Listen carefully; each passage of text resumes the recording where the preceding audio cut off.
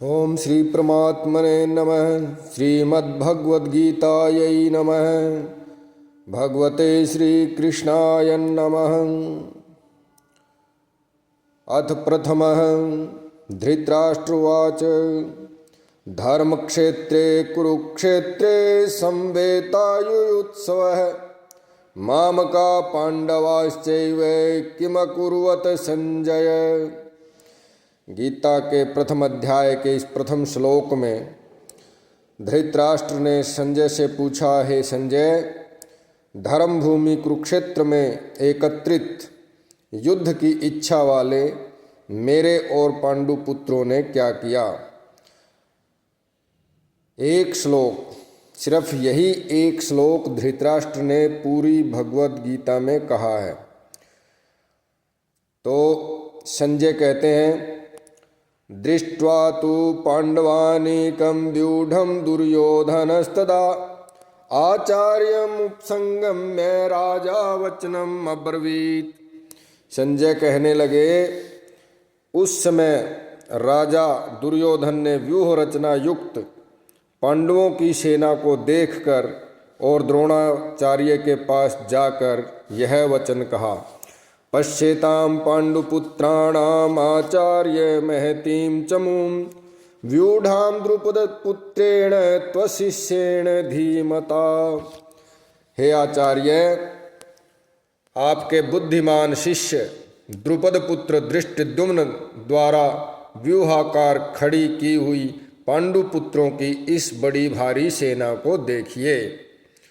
अत्र शूरा महेश्वासा भीमार्जुन समायुधि युधानो विराटश्च द्रुपदश्च महारथ धृष्टकेतुश्चेकितान् काशीराजश्च वीर्यवान् पुरुजित कुन्तिभोजश्च शव्यश्च नरपुङ्गव युधामन्युश्च विक्रान्त उत्तमोजाश्च वीर्यवान् सौभद्रो द्रौपदेयाश्च सर्व एव महारथाः।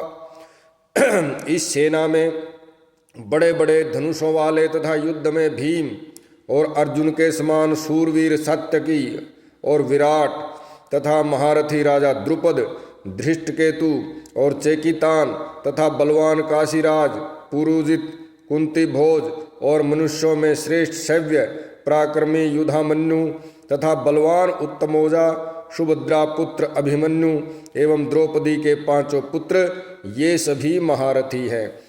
अस्माकं तु विशिष्टाये तान् बोध द्वियोत्तम नायका मम सैन्यस्य संज्ञार्थं तान् ब्रवीमि ते।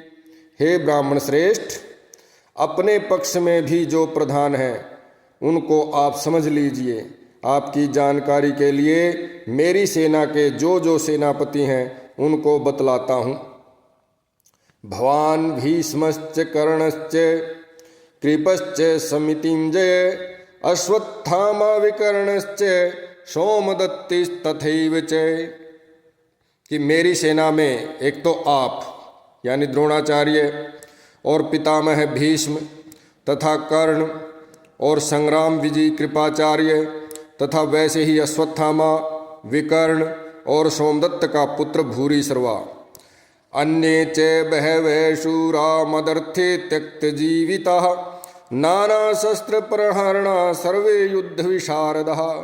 और भी मेरे लिए जीवन की आशा त्याग देने वाले, यानी जो मेरे लिए अपने प्राणों को गंवाने के लिए यहाँ पर तैयार खड़े हैं, इकट्ठे हुए हैं।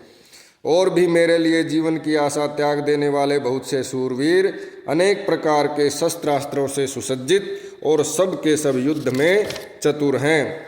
अपर्याप्तं तदस्माकं बलं भीष्माभिरक्षितं पर्याप्तं तुइदमेतेषां बलं भीमाभिरक्षितुम्। दुर्योधन ने अपने मन में ये विचार किया कि सेना में, हमारी सेना में बड़े बड़े शूरवीर हैं और उनकी सेना में कमज़ोर हैं, इसलिए हमारी विजय सुनिश्चित है। तो कैसे बतलाते हैं, भीष्म पितामह द्वारा रक्षित हमारी यह सेना सब प्रकार से अजेय है और भीम द्वारा रक्षित इन लोगों की यह सेना जीतने में सुगम है।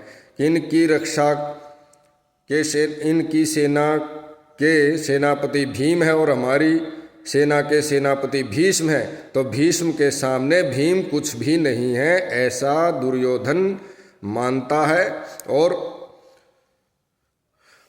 उसको बतला रहा है। अयनेषु च सर्वेषु यथा भागम अवस्थिता भीष्ममेवाभिरक्षन्तु भवन्तः सर्व एव ही। इसलिए सब मोर्चों पर अपनी अपनी जगह स्थित रहते हुए आप लोग सभी निस्संदेह भीष्म पितामह की ही सब ओर से रक्षा करें कि भीष्म हमारे सेनापति हैं और भीष्म के सेनापतित्व में हम विजयी होंगे। इसलिए भीष्म की सुरक्षा हम पर है और हमारी सुरक्षा भीष्म पर है, तो एक दूसरे का ध्यान रखते हुए सुरक्षा करते हुए हमें पांडवों को इस युद्ध में परास्त करना है, ऐसा दुर्योधन का विचार है। और इस प्रकार से संजय ने धृतराष्ट्र को पहले ये हाल युद्ध स्थिति का धृतराष्ट्र के सामने संजय ने बतलाया है। इसमें दोनों सेनाओं की, यहाँ तक दोनों सेनाओं के जितने भी प्रधान सैनिक हैं उनके युद्ध कौशल का, उनकी वीरता का और उनके पराक्रम का वर्णन किया गया है। धन्यवाद।